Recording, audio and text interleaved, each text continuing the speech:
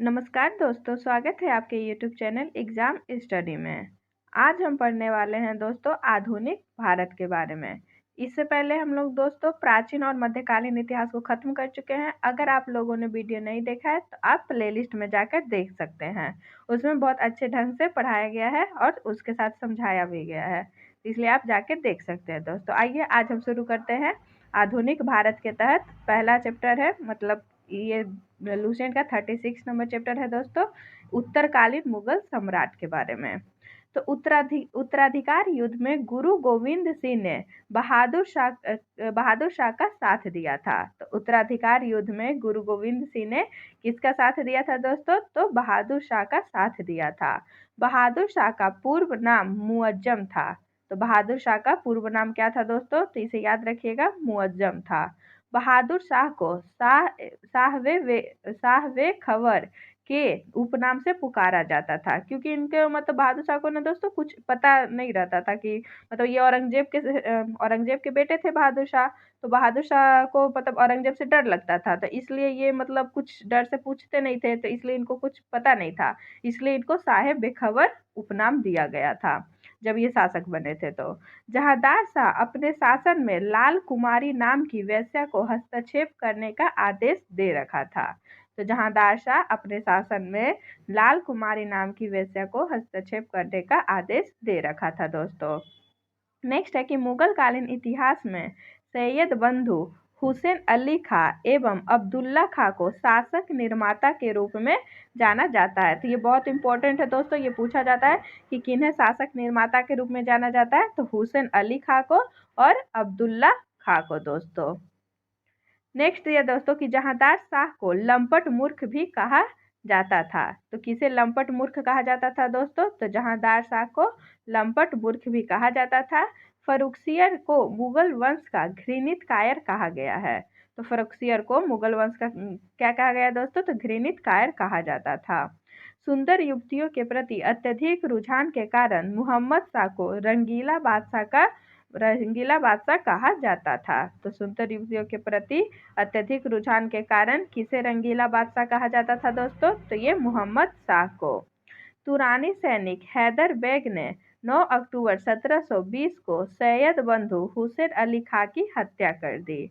तो तुरानी सैनिक हैदर बेग ने 9 अक्टूबर 1720 को सैयद बंधु हुसैन अली खां की हत्या कर दी दोस्तों। नेक्स्ट दिया है कि ईरान फारस के सम्राट नादिर शाह ने 1739 ईस्वी में दिल्ली पर आक्रमण किया।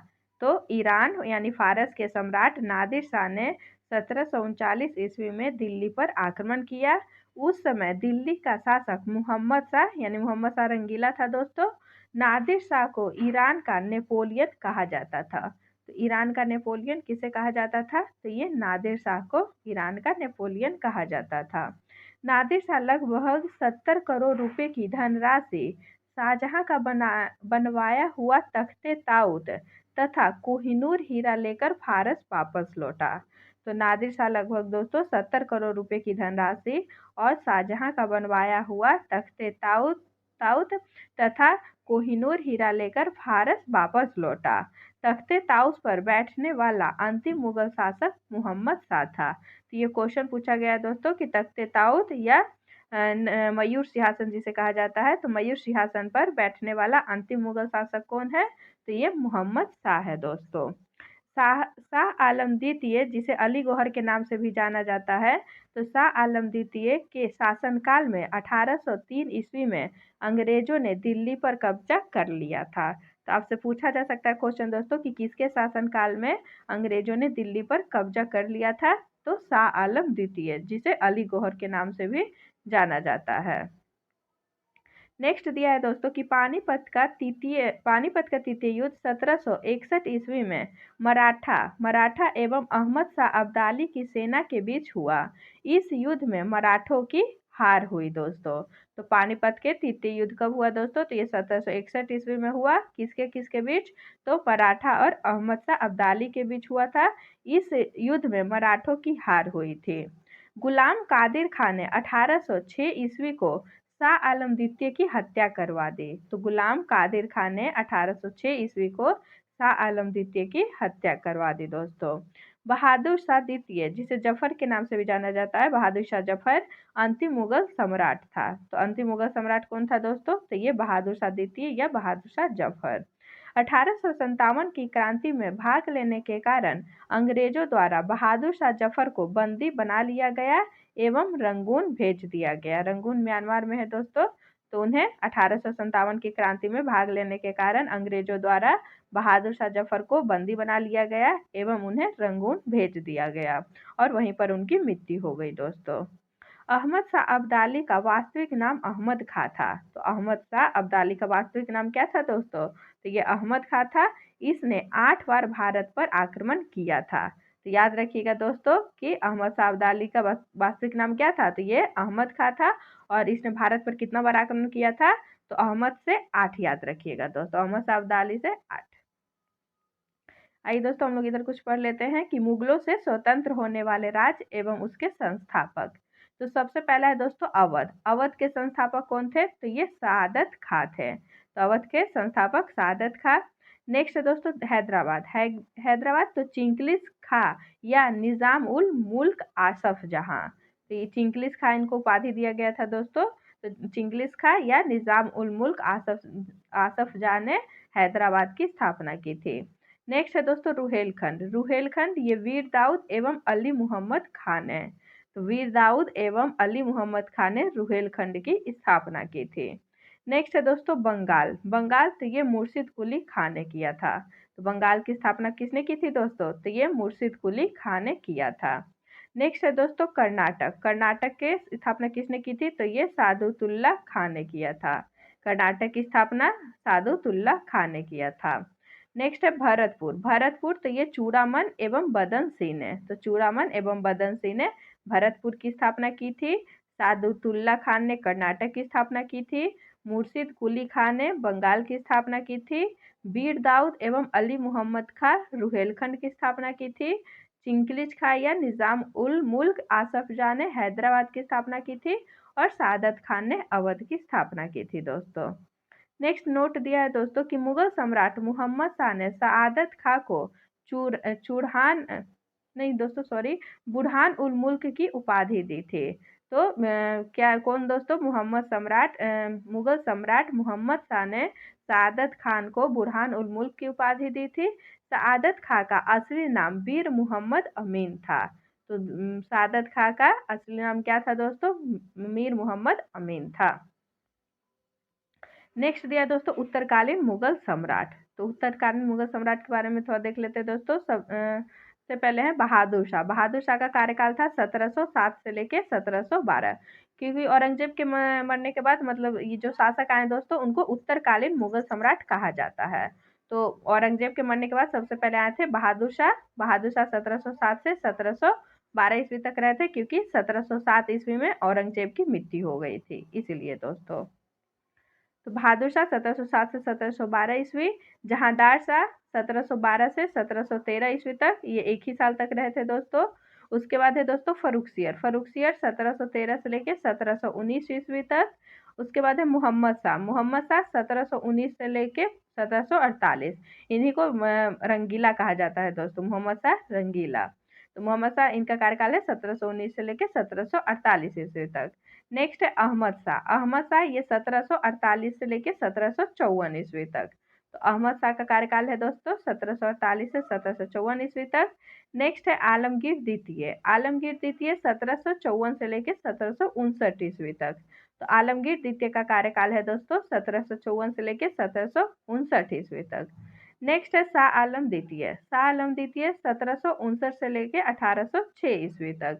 तो शाह आलम द्वितीय का कार्यकाल है दोस्तों 1759 से लेके 1806 ईस्वी तक। नेक्स्ट है अकबर द्वितीय। अकबर द्वितीय 1806 से लेकर 1837 तक रहे थे दोस्तों। तो अकबर द्वितीय का कार्यकाल क्या है दोस्तों? तो 1806 से लेकर 1837 ईस्वी तक। नेक्स्ट है और लास्ट मुगल सम्राट है दोस्तों बहादुर शाह जफर। इनका कार्यकाल है 1837 से लेके 1857 ईस्वी तक। इस तरह से वैसे क्वेश्चन पूछा जा सकता है दोस्तों कि बहादुर शाह जफर के पिताजी कौन थे? तो ये अकबर द्वितीय थे। ये क्वेश्चन पूछा गया है। तो इसी तरह से आपसे कोई भी क्वेश्चन पूछा जा सकता है। अब आगे हम लोग दोस्तों नेक्स्ट चैप्टर में हम लोग पढ़ेंगे भारत में यूरोपीय व्यापारिक कंपनियों का आगमन। सर्वप्रथम है दोस्तों 17 मई 1498 ईस्वी में वास्को डी गामा ने भारत के पश्चिमी तट पर स्थित कालीकट बंदरगाह पहुंचकर भारत एवं यूरोप के बीच नए समुद्री मार्ग की खोज की थी। तो ये इंडिया का मैप है दोस्तों। यहाँ पे केरल के पास कालीकट है, यहीं से वास्को डी गामा भारत आया था दोस्तों। तो कालीकट इस केरल के क्षेत्र में पड़ता है। तो क्या बताया दोस्तों, ये डेट याद रखिएगा, डेट पूछा जाता है कि वास्को डी गामा कब आया था। तो ये 17, कहीं कहीं 18 मई भी रहता है दोस्तों, तो दोनों मतलब आंसर हो सकता है। तो 17 मई 1498 ईस्वी को वास्को डी गामा ने भारत के पश्चिमी तट पर स्थित कालीकट बंदरगाह पहुंचकर भारत एवं यूरोप के बीच नए समुद्री मार्ग की खोज की। 1505 ईस्वी को फ्रांसिस्को द अल्मीडा भारत में प्रथम पुर्तगाली वायसराय बनकर आया था। 1509 ईस्वी में अल्फांसो द अल्बुकर्क भारत में पुर्तगालियों का वायसराय बना। अल्बुकर्क ने 1510 ईस्वी में बीजापुर के यूसुफ आदिल शाह से गोवा को जीता था दोस्तों। तो अल्बुकर्क ने दोस्तों बीजापुर से कब बीजापुर से यूसुफ आदिल शाह से बीजापुर को जीता था, तो ये 1510 ईस्वी में। और एक इसमें पूछा जाता है क्वेश्चन, अल्मीडा ने लाया था शांत जल की नीति या ब्लू ओशियन पॉलिसी भी बोला जाता है दोस्तों। तो याद रखिएगा, अल्मीडा ने लाया था ब्लू ओशियन पॉलिसी और अल्बुकर्क ने बीजापुर के यूसुफ आदिल शाह से गोवा को जीता था। तो ये दोनों में कंफ्यूज मत होइएगा। नेक्स्ट है कि पुर्तगालियों ने अपनी पहली व्यापारिक कोठी कोचीन में खोली। तो पुर्तगालियों ने अपनी पहली व्यापारिक कोठी कहाँ खोली थी दोस्तों, तो ये कोचीन में खोली थी।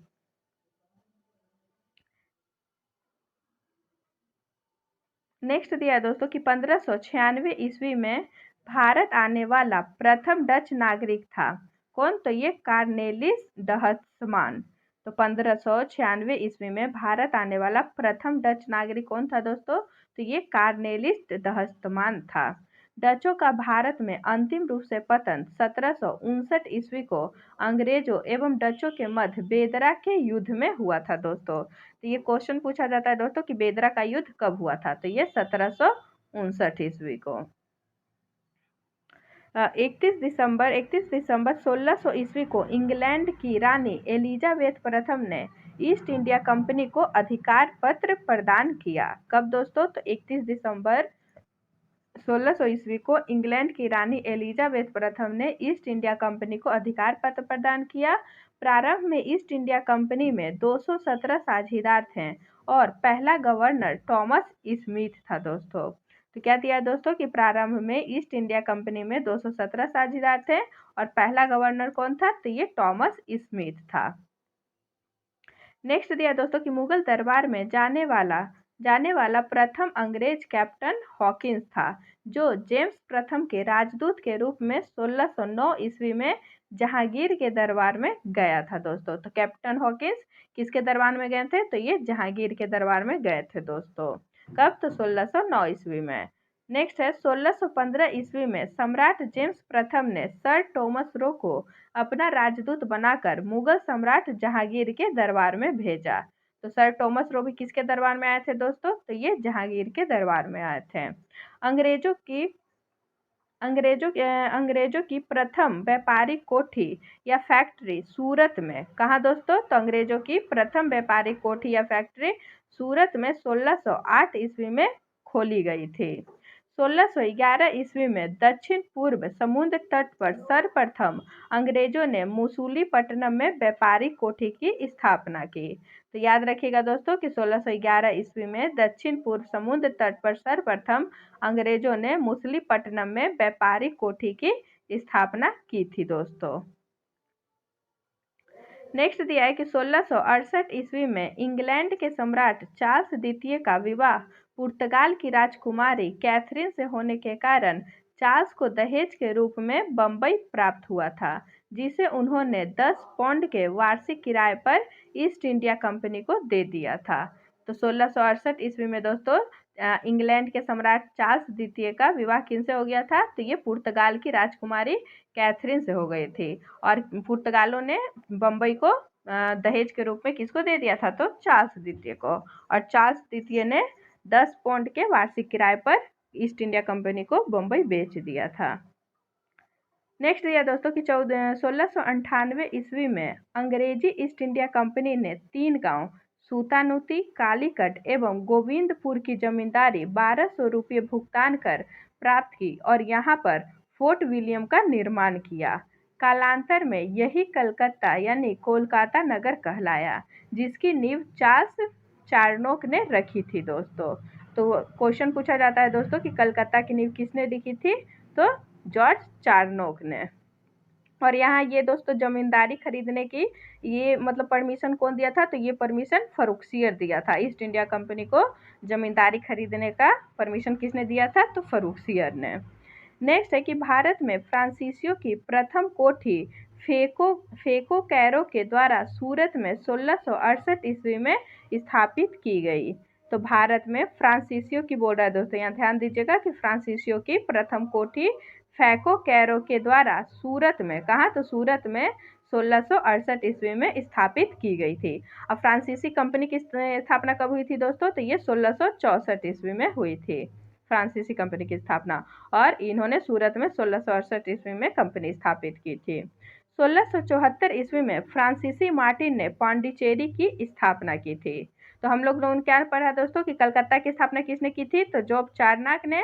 और अगर आपसे पूछा जाए कि पांडिचेरी की स्थापना किसने की थी? तो ये फ्रांसीसी मार्टिन ने। नेक्स्ट दिया दोस्तों कि प्रथम कर्नाटक युद्ध 1746 से 48 ईस्वी में ऑस्ट्रिया के उत्तराधिकार युद्ध से प्रभावित था। 1748 ईस्वी में हुई ए ला सापेल की संधि के द्वारा ऑस्ट्रिया का उत्तराधिकार युद्ध समाप्त हो गया और इसी संधि के तहत प्रथम कर्नाटक युद्ध समाप्त हो गया। तो याद रखिएगा दोस्तों, प्रथम कर्नाटक युद्ध कब हुआ था? तो ये 1746 से लेके 1748 ईस्वी तक हुआ था। और इसके तहत कौन सी संधि हुई थी? तो ये एला सापेल की संधि हुई थी दोस्तों। नेक्स्ट दिया दोस्तों दूसरा कर्नाटक युद्ध। दूसरा कर्नाटक युद्ध का कार्यकाल है 1749 से लेकर 1754 ईस्वी में हुआ था। इस युद्ध में फ्रांसीसी गवर्नर डुप्ले की हार हुई और उसे वापस बुला लिया गया और उसकी जगह पर गोंडेहू को भारत में अगला फ्रांसीसी गवर्नर बनाया गया। पांडिचेरी की संधि जनवरी 1755 ईस्वी के साथ युद्ध विराम हुआ दोस्तों। तो दूसरा कर्नाटक युद्ध कब हुआ दोस्तों? तो ये 1749 से लेकर 1754 ईस्वी तक हुआ। और ये किस संधि के द्वारा समाप्त हुआ? तो ये पांडिचेरी की संधि के द्वारा समाप्त हुआ। नेक्स्ट दिया दोस्तों कि कर्नाटक का तीसरा युद्ध 1756 से लेकर 1763 ईस्वी के बीच हुआ, जो 1756 ईस्वी में शुरू हुए सप्तवर्षीय युद्ध का ही एक अंश था। पेरिस की संधि होने पर यह युद्ध समाप्त हुआ। तो तीसरा कर्नाटक युद्ध कब हुआ दोस्तों? तो ये 1756 से लेकर 1763 ईस्वी तक हुआ और ये पेरिस की संधि के द्वारा समाप्त हुआ दोस्तों। कौन? तो कर्नाटक का तीसरा युद्ध। ये तीनों युद्ध बहुत इंपॉर्टेंट है दोस्तों, तीनों को याद रखिएगा। नेक्स्ट दिया दोस्तों कि 1760 ईस्वी में अंग्रेजी सेना ने सर आयरकुट के नेतृत्व में वांडीवास की लड़ाई में फ्रांसीसियों को बुरी तरह हराया। तो कैसे याद रखिएगा दोस्तों कि 1760 ईस्वी में अंग्रेजी सेना ने सर आयरकुट के नेतृत्व में वांडीवास की लड़ाई में फ्रांसीसियों को बुरी तरह हराया। और डचों को किस में हराया था दोस्तों? तो बेदरा के युद्ध में। और वो कब हुआ था? तो 1759 में। इससे एक साल पहले, वांडीवास के युद्ध से एक साल पहले डचों को हराया और 1760 में वांडीवास के युद्ध के द्वारा फ्रांसीसियों को हराया गया। तो दोनों मतलब कनेक्ट करके आप याद रख सकते हैं। नेक्स्ट रहती है दोस्तों कि 1761 ईस्वी में अंग्रेजों ने पांडिचेरी को फ्रांसीसियों से छीन लिया। तो 1761 ईस्वी में अंग्रेजों ने पांडिचेरी को दोस्तों फ्रांसीसियों से छीन लिया। नेक्स्ट दिया है कि 1763 ईस्वी में हुई पेरिस की संधि के द्वारा अंग्रेजों ने चंद्रनगर को छोड़कर शेष अन्य प्रदेशों को लौटा दिया, जो 1749 ईस्वी तक फ्रांसीसी कब्जे में थे। ये प्रदेश भारत की आज़ादी तक फ्रांसीसियों के कब्जे में रहे। तो इसे याद रखिएगा दोस्तों कि 1763 में जब पेरिस की संधि हुई के द्वारा अंग्रेजों ने चंद नगर को छोड़कर शेष अन्य प्रदेशों को लौटा दिया जो 1749 ईस्वी तक फ्रांसीसी कब्जे में थे। ये प्रदेश भारत की आजादी तक फ्रांसीसियों के कब्जे में रहे दोस्तों। आइए दोस्तों हम लोग इधर देख लेते हैं। हाँ, ये दिया है दोस्तों कंपनी और उसके स्थापना वर्ष। तो हम लोग देख लेते हैं कंपनी और उसकी स्थापना वर्ष। तो सबसे पहले है दोस्तों पुर्तगाली ईस्ट इंडिया कंपनी। तो पुर्तगाली ईस्ट इंडिया कंपनी की स्थापना हुई थी दोस्तों 1498 ईस्वी में। नेक्स्ट है अंग्रेजी ईस्ट इंडिया कंपनी। अंग्रेजी ईस्ट इंडिया कंपनी की स्थापना हुई थी दोस्तों 1600 ईस्वी में। नेक्स्ट है Dutch east India company. Dutch east India company की स्थापना हुई थी दोस्तों 1602 ईस्वी में। लेकिन अगर दोस्तों भारत में आगमन का पूछा जाए तो सबसे पहले पुर्तगाली आए थे, उसके बाद डच आए थे और उसके बाद तीसरे नंबर पे मतलब अंग्रेज आए थे। तो ये दोनों में आप कंफ्यूज मत होइएगा। अगर भारत में आगमन पूछा जाए तो पुर्तगाली, डच, फिर अंग्रेज होंगे, मतलब अंग्रेजी ईस्ट इंडिया कंपनी होगी। और अगर स्थापना वर्ष के अनुसार मतलब क्रम से जाने पूछा जाए आपसे तो पुर्तगाली होंगे, फिर अंग्रेजी होंगे, फिर डच होंगे। नेक्स्ट है दोस्तों Danish. Danish east India company की स्थापना 1616 ईस्वी में हुई थी। तो डेनिश ईस्ट इंडिया कंपनी की स्थापना 1616 ईस्वी में। फ्रांसीसी ईस्ट इंडिया कंपनी की स्थापना 1664 ईस्वी में और स्वीडिश ईस्ट इंडिया कंपनी की स्थापना दोस्तों 1731 ईस्वी में हुई थी। नेक्स्ट दिया दोस्तों, नेक्स्ट चैप्टर है बंगाल पर अंग्रेजों का आधिपत्य, जिसे हम नेक्स्ट वीडियो में देखेंगे। आज के लिए इतना ही। अगर आप लोगों को वीडियो पसंद आया हो तो लाइक और शेयर करें तथा चैनल को सब्सक्राइब करें। धन्यवाद।